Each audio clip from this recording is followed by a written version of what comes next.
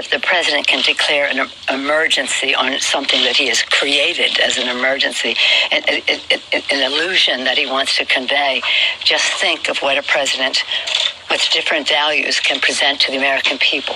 You want to talk about a national emergency? Let's talk about today, the one-year anniversary of another manifestation of the epidemic of gun violence in America.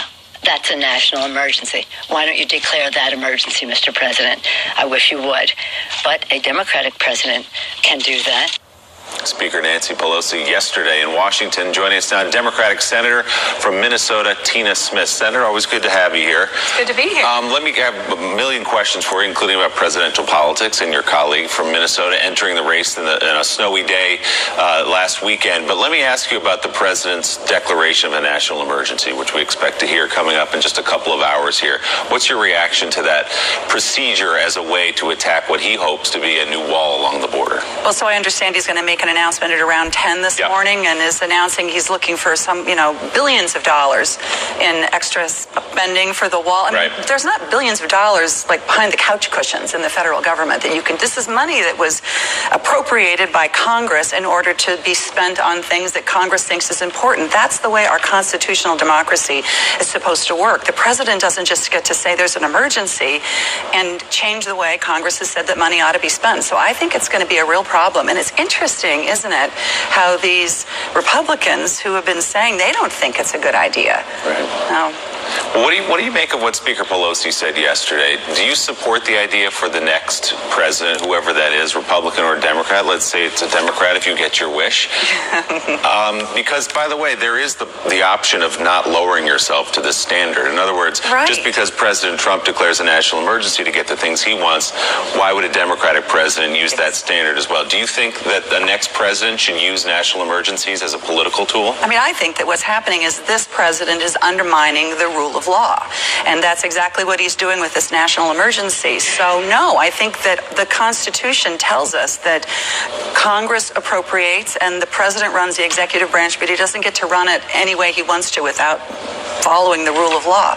So I think it's just wrong. So for people watching at home, what happens from here? Do you think this goes through the courts and gets tied up? In other words, is there going to be a wall along the border? Will the president get that money eventually? I think that there's going to be a bunch of lawsuits, and there should be. And then I think that it would be a very good idea for the House to send a resolution saying that they oppose this over to the Senate and make the Senate, then the Senate would be required then to vote on it. And that would put all of us on record saying what we think about this so-called national emergency. Willie, this is so foundational. I mean, an English Civil War was fought in the 1640s over the question of who controls the power of the purse. I mean, the founders were profoundly cognizant of this issue when they gave to the Congress the powers of the purse, because they knew the danger that that was presented to free government when you had an executive who also had the purse. That is a road to despotism. And if you ask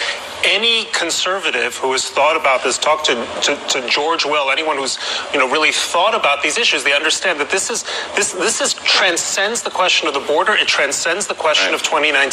It is about constitutional government, and I would argue that in some ways this represents Donald Trump's most direct attack on our system of checks and balances. Beyond all the rhetoric, this isn't a tweet. This is an act. And so then what did you think, Brad, as a conservative, listening to the Majority Leader of the United States Senate, Mitch McConnell, who is theoretically a congressional institutionalist, support the idea of a national emergency here? I thought of the movie Minions. I thought he was the little yellow guys? The little yellow guys. The little yellow guys, and behaving like a minion, behaving as if he is a foot soldier in Donald Trump's arm. He is the Senate Majority Leader, and he is acting let's have another shutdown instead. That would be better than what we're doing now. He looks a little like a minion right now, so I'm looking at those pictures. Mika? Yeah, no, I'd like to give him the benefit of the doubt, and I'm assuming the president wanted that support from Mitch, that cover for his emergency declaration in exchange for averting the government shutdown. I don't know. I'm not sure I care. But, Senator, the deal itself, to put the emergency declaration aside in its own crazy box, are there things that you like in it that you think will be good? Well, this deal that we voted on yesterday is virtually the exact same thing that we voted on in December. There's some additional money for the census, and that's a good thing. There is, but it's $1.375 billion, which is exactly what the president caused us to go into shutdown for in December. And one thing that I'm really unhappy about with this deal is it does not include back pay for these federal contract workers. Thousands of Americans who work shoulder to shoulder with federal employees who lost 35 days worth of wages, and they're left out in the cold. And I just think that is fundamentally wrong, and we should fix it. To your credit, you were here last time during the government shutdown talking about this very issue. And, Corinne, that's a lost piece of the shutdown, that all these people are not getting their money. It is. I mean, you're talking about contract workers like janitors and cooks who will not get paid. And it is really devastating to see. We should do better. They should not be suffering because the President of the United States decided that he was going to shut down the government for 35 days for, let's not forget, a wall that is a failed policy, will be a failed policy. That's what experts tell us is that it is not going to work. Republicans don't want it. Democrats don't want it.